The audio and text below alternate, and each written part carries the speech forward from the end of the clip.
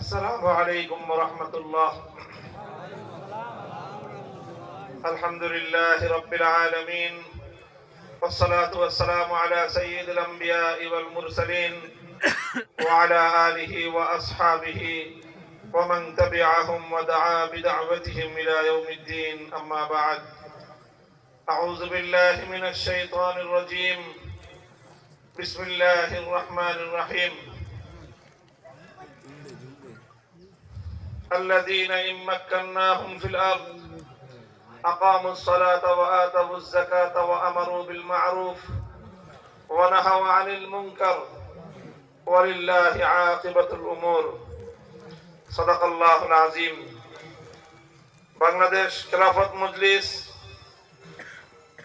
মৌলভীবাজার জেলাধীন রাজনগর উপজেলা শাখার উদ্যোগে আয়োজিত আজকের এই গণসমাবেশে উপস্থিত সংগ্রামী সভাপতি, উপস্থিত বাংলাদেশ খেলাফত মজলিসের সংগ্রামী মহাসচিব জননেতা মাওলানা জালাল উদ্দিন আহমদ, উপস্থিত বাংলাদেশ খেলাফত মজলিসের কেন্দ্রীয় অভিভাবক পরিষদ সদস্য মাওলানা ফরিদ আহমদ খান, উপস্থিত বাংলাদেশ খেলাফত মজলিসের মৌলভীবাজার জেলা ও রাজনগর উপজেলা শাখার সংগ্রামী নেতৃবৃন্দ, সহযোগী সংগঠন সমূহের দায়িত্বশীল ভাইয়েরা, সংগ্রামী রাজনগরবাসী এবং চা বাগানের শ্রমিক ভাইয়েরা আমার, সর্বপ্রথম আমি আল্লাহ পাক রব্বুল আলামিনের দরবারে শুকরগুজারি আদায় করছি,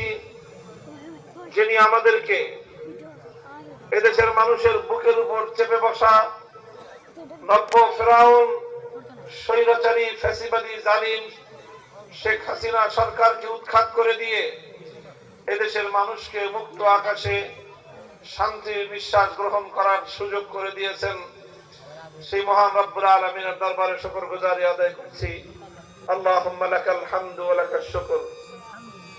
এরপরে আমি আজ আপনাদের এই প্রত্যন্ত অঞ্চল, শ্রমিক অধ্যুষিত, চা বাগান অধ্যুষিত এই অঞ্চলের সর্বস্তরের শ্রমিক জনতাকে আমি আন্তরিক অভিনন্দন জানাচ্ছি যে আপনারা আল্লাহর জমিনে আল্লাহর খেলাফত প্রতিষ্ঠার এই সংগ্রামে সামিল হয়ে একটি নতুন দৃষ্টান্ত স্থাপন করলেন এবং আমার দেশের নিপীড়িত, অধিকার বঞ্চিত কৃষক শ্রমিকদেরকে আল্লাহর দিন বিজয়ের এই অব্যাহত সংগ্রামে আপনারা পথ নির্দেশনা দিয়ে পথ প্রদর্শকের ভূমিকা পালন করলেন।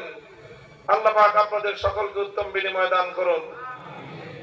সংগ্রামী সাথী ও বন্ধুগণ, বাংলাদেশের মানুষ দীর্ঘ এক রক্তক্ষয়ী সংগ্রামের পর অনেক ত্যাগ, কোরবানি, অনেক শাহাদাতের নজরানা দিয়ে 5ই আগস্টের বিপ্লব পরবর্তী এই মুক্ত এবং স্বাধীন বাংলাদেশ অর্জন করেছে।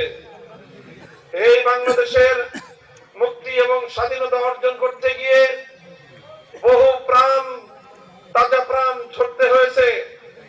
2009 সালের পিলখানা ট্রাজেডিতে জীবন দিয়েছে 57 জন দেশপ্রেমিক সেনা কর্মকর্তা।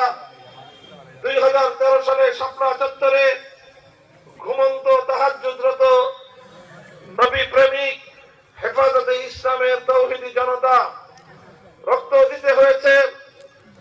2021 সালে বাংলাদেশের বিরুদ্ধে এবং মুসলিম জনতার রক্তে রঞ্জিত গুজরাটের কসাই খ্যাত খুনি মোদির বাংলাদেশ আগমনের বিরুদ্ধে প্রতিবাদরত হেফাজতে ইসলামের নেতা কর্মীরা সর্বশেষ জীবন দিয়েছে, রক্ত দিয়েছে। 2024 সালের জুলাই এবং আগস্ট বিপ্লবের প্রায় 2 সহস্রাধিক বাংলার তামাম ছাত্র জনতা, যাদের আত্মত্যাগের বিনিময়ে বাংলাদেশের মানুষ ভিনদেশী আগ্রাসনের হাত থেকে, বিদেশি পুতুল সরকারের ফ্যাসিবাদী স্বৈরাচারী শাসন ব্যবস্থা থেকে বাংলার মানুষ মুক্তি পেয়েছে। যারা এভাবে ত্যাগ, কোরবানি, সংগ্রাম এবং আন্দোলনের মধ্য দিয়ে মানুষের অধিকার প্রতিষ্ঠা করে,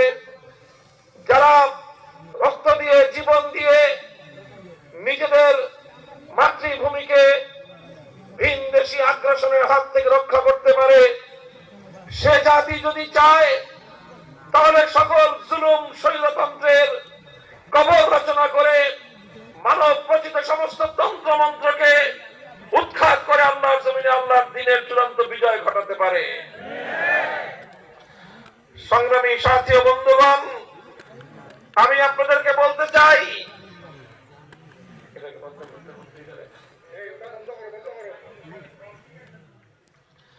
সংগ্রামী সাথী ও বন্ধুগণ,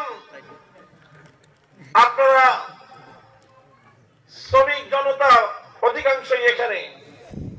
ইতিহাস বলে যুগে যুগে আল্লাহ পাক রব্বুল আলামিন